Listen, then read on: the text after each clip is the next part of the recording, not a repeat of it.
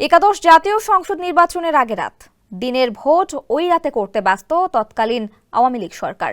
কিন্তু এ কাজে তখন ব্যতিক্রম ছিলেন একজন, যার ইস্পাত কঠিন প্রতিরোধের মুখে চাঁপাইনবাবগঞ্জে দিনের ভোট রাতে করতে পারেননি আওয়ামী নেতাকর্মীরা।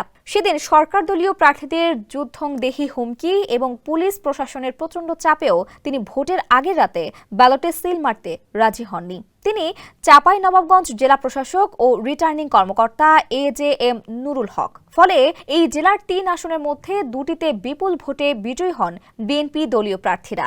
ভোটের আগের রাতে জেলার ৩ আসনের সরকার দলীয় প্রার্থীরা জেলা প্রশাসককে মোটা অঙ্কের অর্থ দেওয়ার চেষ্টা করেও ব্যর্থ হন। ঢাকা থেকে ঊর্ধ্বতন মহলের ফোনকেও পাত্তা দেননি তিনি।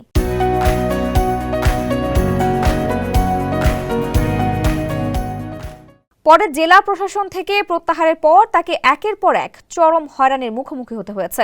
পোস্টিং দেওয়া হয়েছে খুবই কম গুরুত্বপূর্ণ স্থানে। ডিসি থেকে তুলে এনে 4 বছরে বদলি করা হয়েছে 6 বার। শুধু তাই নয়, একটি জলমহাল দখল নিয়ে প্রভাবশালী 2 মন্ত্রীর অনুরোধ উপেক্ষা করায় চাকরিচ্যুতির হুমকিও দেওয়া হয়েছিল নুরুল হককে। 2018 সালের নির্বাচনের আগে রাতে সেই কঠিন সময়ের কথা জানতে চাইলে বর্তমানে প্রবাসী কল্যাণ মন্ত্রণালয়ের যুগ্ম সচিব AJM নুরুল হক বলেছেন, আমি একজন সরকারি কর্মকর্তা হিসেবে শতভাগ নিরপেক্ষভাবে আমার দায়িত্ব পালন করেছি।